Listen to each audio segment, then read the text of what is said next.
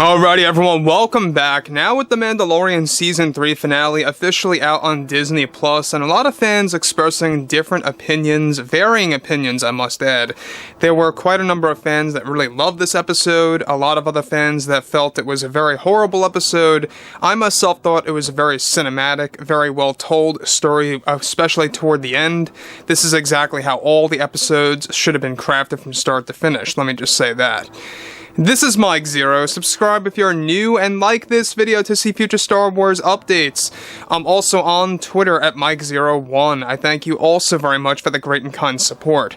Now, given that Kathleen Kennedy has been really involved with shows such as The Acolyte and Skeleton Crew, and as it turns out, surprisingly with The Mandalorian Season 3, she did have a role in the pre-production phase strictly. So we're talking about when the script was being made, when the script was being finalized, stuff like that, but she was not involved during the filming. So that's what it turned out to be, and that makes a lot more sense as to why this particular season felt quite off in comparison to Season 1 and 2. But moving on to the next big thing here, given that Kathleen Kennedy is, and has been for a while now, promoting both The Acolyte and Skeleton Crew as revolutionary shows that are going to shift away and ignore George Lucas's vision and his philosophy of Star Wars, which only worries the fans, makes them more skeptical.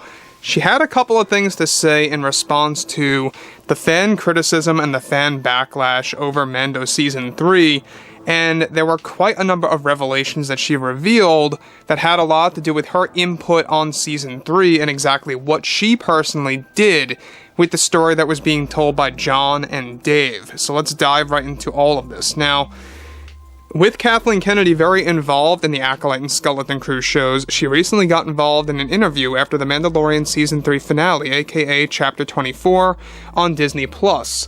Kennedy went on to state the following to the fans: "Though I wasn't really all that involved with Season 3 when I entered principal photography, at that time my dedication was to Acolyte and Skeleton Crew setting up that story. But I did actually make some of the decisions for the story of Season 3 when Favreau was writing it. Though presently I am strictly dedicated to Skeleton and Acolyte right now, when I had my hand in Season 3, I felt it was necessary to drop character cameos. It was just getting a bit too much. With the exception of Zeb, John and Dave had suggested that we bring in Thrawn or Ezra or some of those major characters. I too felt that was going to be unnecessary flavoring to the story. What I did figure needed to happen, however, and I had insisted this to John, was to destroy the dark saber. Of course, John totally disagreed with me, but I felt it was necessary to push this in order for characters like Din and Bo-Katan to develop without the need of a powerful weapon." Let me just stop right here for 1 second, because this is starting to make a lot more sense now. When the Darksaber was destroyed, I always felt something felt like deja vu right there. Something felt like The Last Jedi. Something felt like we were on Snoke's supremacy ship. Perhaps it was a carbon copy of when you had Rey and Kylo Ren using the Force to try and obtain the Skywalker saber and it rips in two. It somewhat reminded me of Gideon and Bo-Katan fighting over the Darksaber. You know, it's mine, back and forth, and then eventually Gideon decides, let me just destroy it. That was a Kathleen Kennedy idea. Whether fans love it or hate it, I don't know. I'm sure a lot of fans are not that fond of that decision. And though I still believe the Darksaber will return in some way, shape, or form, destroying it like this just felt like it was taken right from The Last Jedi scenario. Maybe it is to advance the story, maybe it was a necessary step, who knows, but I felt it was a very bad decision to get rid of the Darksaber.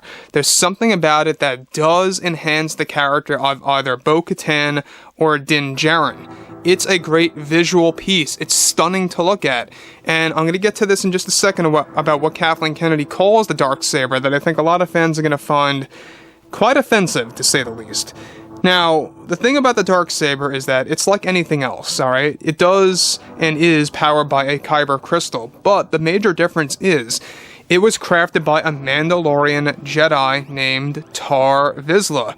This weapon is very old. We're talking about years upon years. It's very, very old.